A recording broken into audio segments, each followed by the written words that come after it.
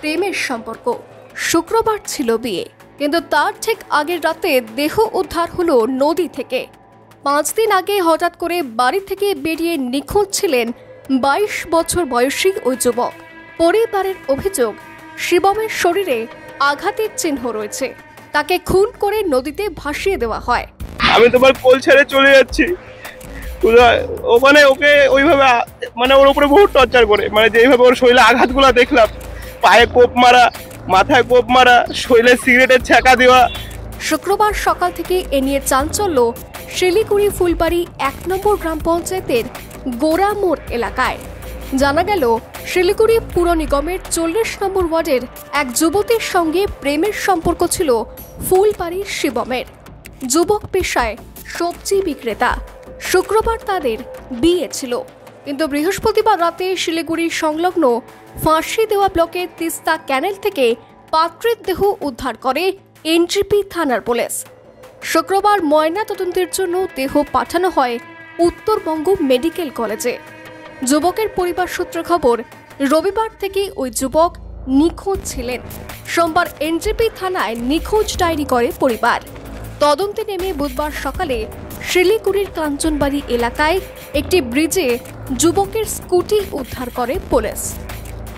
পরিবার সূত্রে খবর, 1.5 বছর আগেই পালিয়ে গিয়ে গৌরাঙ্গ পল্লীর যুবতীকে বিয়ে করেন শিবম। বিয়ের পর একটি জায়গায় বাড়ি ভাড়া করে থাকতেন দুজনে। পরিবারের অমতে বিয়ে করেছিলেন দুজনে। পরে অবশ্য দুই পরিবারই তাদের সম্পর্ক মেনে নেয়।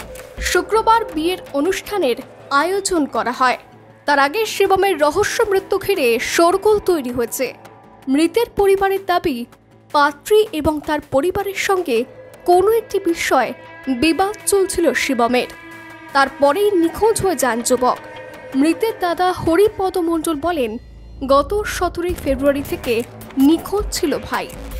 শিবমের মৃত্যুর সঙ্গে পাত্রীপক্ষের যোগসূত্র রয়েছে বলে অভিযোগ করে হরিপদ বলেন, পাত্রীর মা সব জানেন, পুলিশ ওদের জিজ্ঞাসাবাদ করলেই সব জানা যাবে।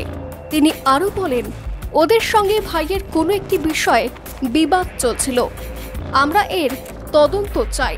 সেই বক্তব্য হিসাবে আমার ঠাকুরদার কাছে সোমবার দিন মানে আমার ভাই গেছিল কিছু টাকা আনতে, মানে বাজার করার। 50,000 টাকা ওখান থেকে যখন নিয়ে আসে, তোর কাছে সেই টাকাটা মানে ওখান থেকে 10,000 টাকা খরচা করতে বলে। ঠিক আছে, যে ভাই এখান থেকে 10,000 টাকা খরচা করতে হবে, আর বাদ বাকি টাকা বিয়েতে খরচা করতে হবে। তাই সেখানে আমার যে বৌমা আছে পূজা পরামানিক, সে বলে যে আমাকে 50,000 টাকারই বাজার করে দিতে হবে। লেহেঙ্গা লাগবে, তারপরে মেকআপ বক্স, মানে যা যা লাগে, শাড়ি টাড়ি, মানে বউ হাতের জিনিস আলাদা, ড্রেস আলাদা, আর বিয়ের জিনিস আলাদা। এই নিয়ে দুজন একটু মানে ঝগড়া ক্যাচাল হয়। তারপরে দুজন মিলে কামড়াকামড়ি হয়। তারপরে সে তার মামাকে ফোন করে বলে যে এই ব্যাপার, আমি এই ছেলেকে বিয়ে করবো না, এই বলছে। তারপরে ওর মামা আমার ভাইকে হুমকি দেওয়ার পর থেকে তারপরে ভাই নিখোঁজ হয়ে যায়। তারপরে লাস্ট ভাই, আমার মনে হচ্ছে ভাইয়ের উপরে কোনো টর্চার করছে এমন ভাবে যে ভাই আমাকে লাস্ট মাকে ফোন করে বলে যে মানে 9:55 কি 10টার মতো এরকম টাইমে ফোন করে বলে যে মা, আমি আর এই দুনিয়ায় থাকবো না, দাদার বিয়েটা ভালো করে দিও, আমি তোমার কোল ছেড়ে চলে যাচ্ছি।